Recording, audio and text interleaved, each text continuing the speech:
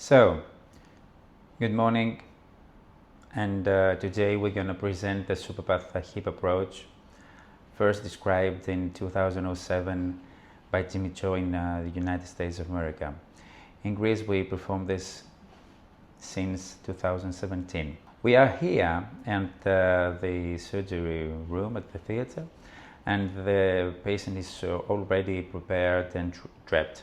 These are the tools for the SuperPATH kit approach, and we proceed with the incision, which is above the trochanter, incision about 6 centimeters.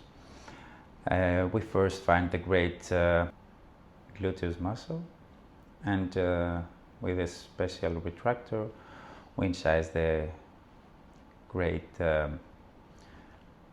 gluteus muscle, and then we find in our way the medial gluteus muscle and the piriformis tendon. With special Hohmann retractors, we proceed in a cautery device to stop the bleeding.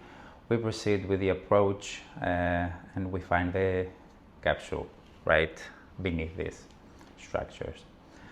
The SuperPATH is one approach that requires no dislocation, so we take out of our way the piriformis tendon and the medial gluteus muscle.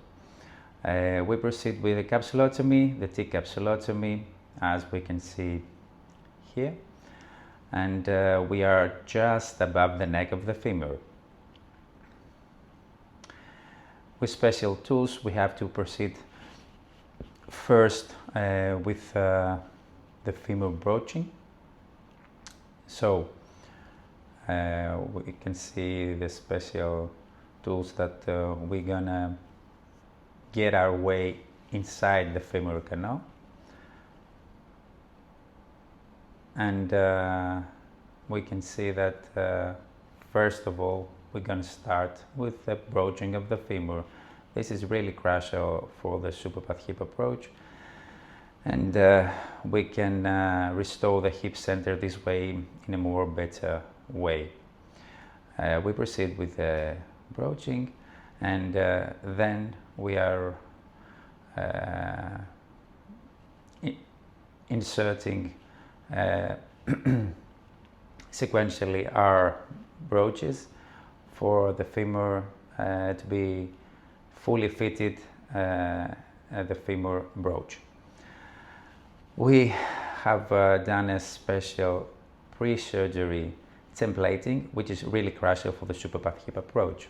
We proceed with the neck osteotomy, and after the neck osteotomy we can prepare the acetabulum part. This is the second part of the total hip approach for the SuperPATH, and we can see that we sequentially gonna remove all cartilage from the acetabulum part. This is a special tool that this is a special aimer.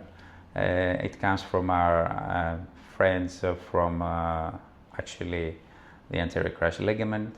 The arthroscopists use something like this, and we can proceed with the acetabulum rimming without any special incision, just a small 1 centimeter incision with the canal. We insert the final part here after putting everything in place, and the trials in first, and then the final parts of the total hip. So everything is in place now. We have tried the leg length discrepancy, possible problems, and we are good to go.